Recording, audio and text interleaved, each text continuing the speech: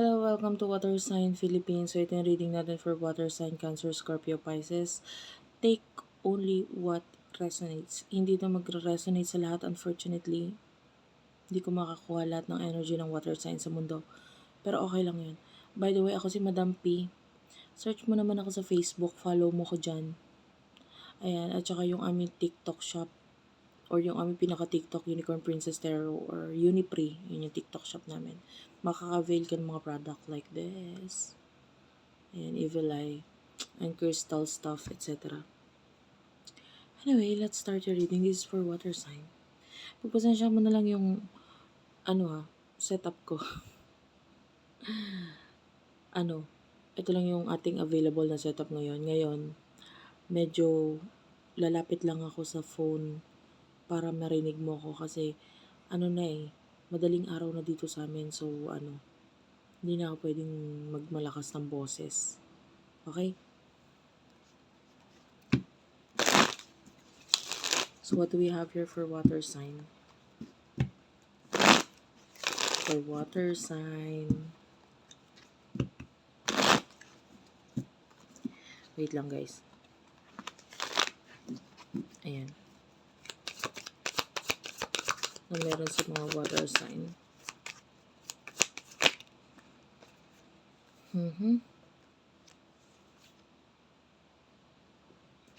Nine of Pentacles is here.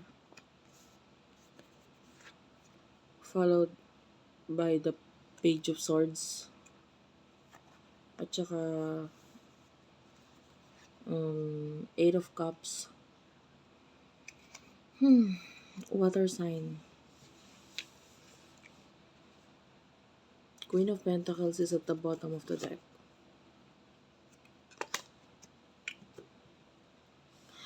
Nandun yung gusto mo ng success eh. You're manifesting this sa future. Of course, sino ba namang ayaw, di ba? So, you want to be successful. Ganito ganyan. Queen of Pentacles is what you want. Knight of Pentacles. Nakikita natin slowly but surely, ginagawa mo yon. Yung tinutulungan mo yung sarili mo ma-achieve yung success.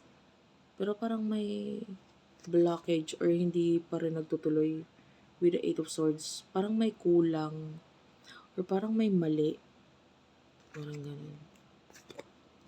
Part of you is nahihiya sa ginagawa mo or sa kung ano yung kinalabasan mo ngayon. Like maybe pagdating sa career mo or you're not being fully honest. Okay, pwedeng sa ibang tao or sa mga kilala mo in the past. Diba? Parang, ang alam, sabihin na natin hindi ka confident sa kung ano yung narating mo or kung ano yung meron ka. Diba?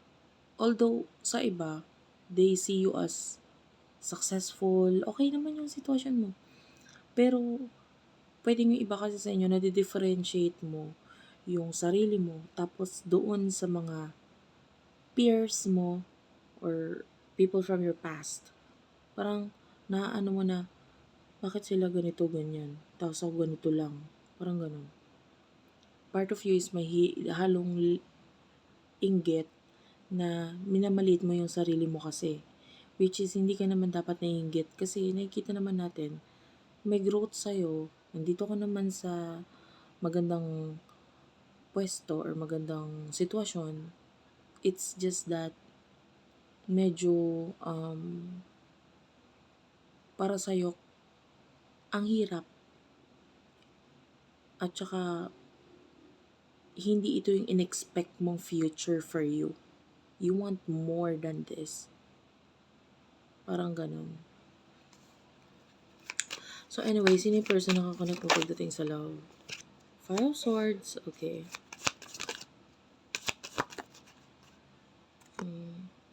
Nine of Wands.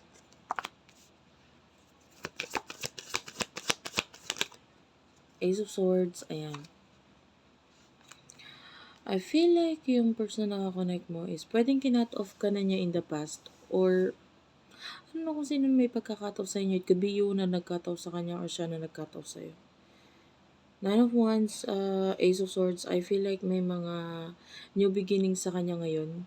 Tapos with the Nine of Wands, may mga challenges siya na nalagpasan na. So, nandito siya na nagfo-focus siya sa new beginning. Yeah, this could be a past person. Ten of Swords is here. And the Ten of Pentacles, pwedeng nag-end na yan sa inyo. Yung iba, pwedeng may pag-aaway.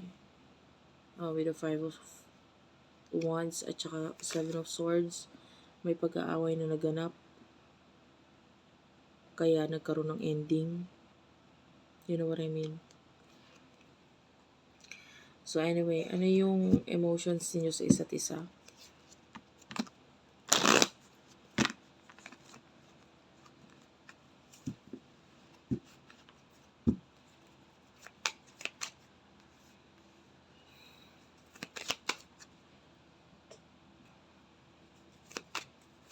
So ano emosyon niyo sa isa't isa?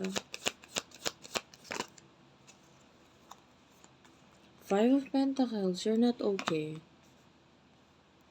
You're not okay. Two of Wands.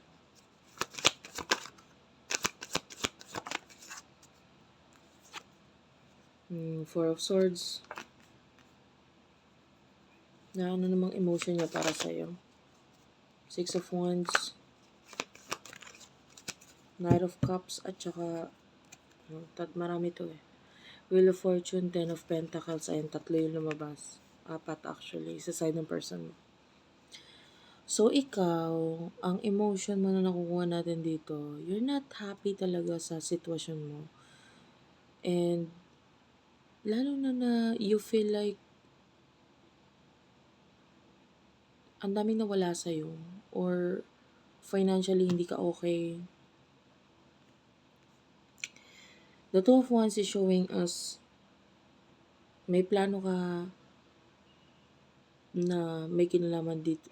Eto ha, yung iba pwedeng may plano ka na may kinalaman dito sa person na to or yung iba wala namang kinalaman sa kanya. It's just that hindi mo magawa yung plano mo na yun because financially medyo kulang.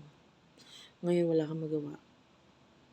And yung iba sa inyo with the Four of Swords, pagdating sa past person, tinatry mong i-ignore yung feelings or emotions mo para sa kanya but part of you is may something pa rin. Ngayon, yung emotion niya para sa'yo, well, I don't see any emotions dito. What I see is that yung person na is ina-enjoy niya yung buhay niya. Merong Knight of Cups which is yung love or emotions na ibibigay niya kung nandyan ka. Pero kung wala ka naman, okay lang. I will just enjoy my life. Parang ganun.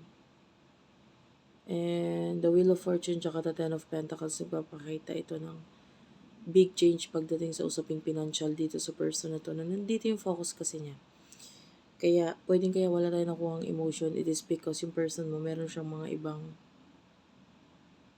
pinagkakabalahan, priorities, whatsoever. At hindi yung connection ninyo.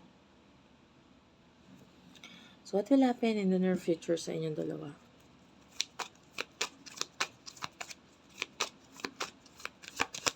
In the near future. Three of Cups, the Moon. The Fool, Major Arcana.